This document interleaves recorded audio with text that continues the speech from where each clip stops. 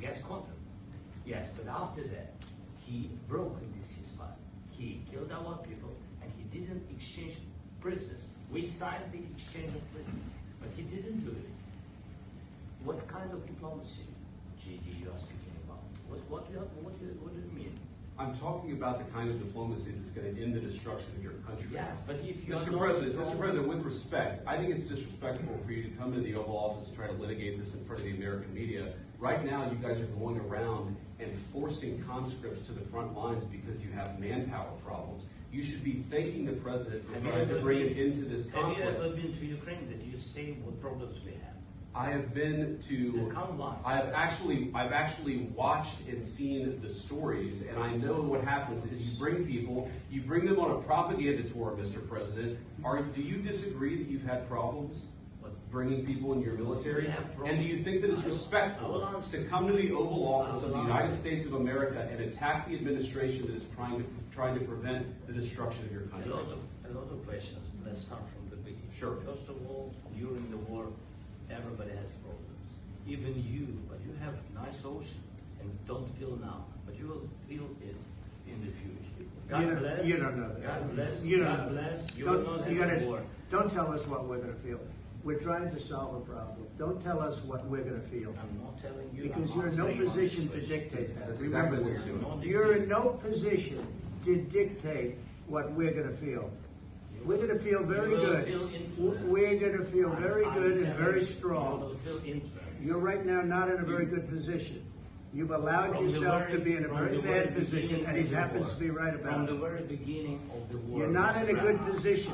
You don't have the cards right now. With us, you start having cards. But right now, you don't. Yeah, you're playing cards. You're playing cards. You're gambling with the lives of millions of people. You're gambling with World War III.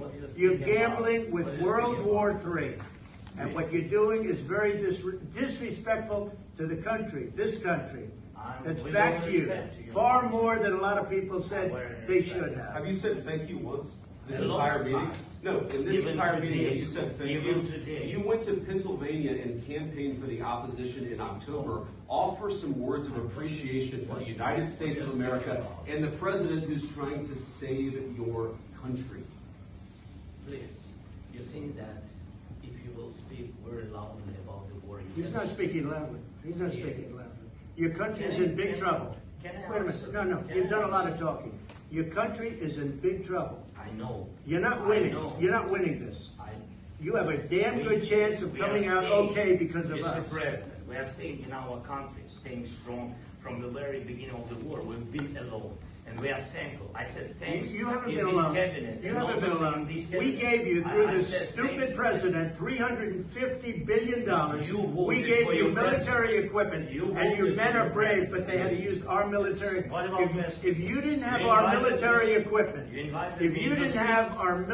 equipment, this war would have been over in 2 weeks. In 3 days. I heard it from Putin. In 3 days. This is something maybe less. In 2 weeks, of course, yes. It's going to be a very hard thing to do business like this. Again, just say thank you. I said a lot of times to American people. Accept that there are disagreements, and let's go litigate those disagreements rather than trying to fight it out in the American media when you're wrong. We know that you're wrong. But you see, I think it's good for the American people to see what's going on. I think it's very important. That's why I kept this going so long. You have to be thankful. You don't have the cards.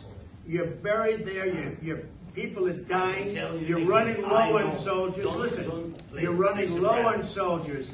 It would be a damn good thing.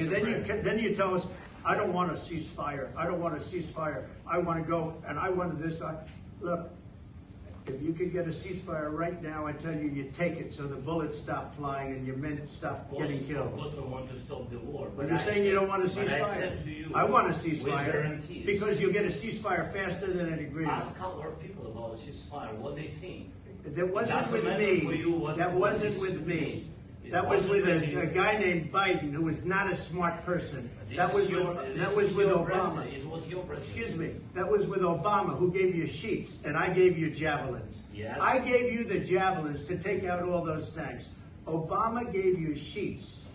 In fact, the statement is, Obama gave sheets and Trump gave javelins. You got to be more thankful. Because let me tell you, you don't have the cards. With us, you have the cards. But without us, you don't have any cards. One more question to Mr. Vice President.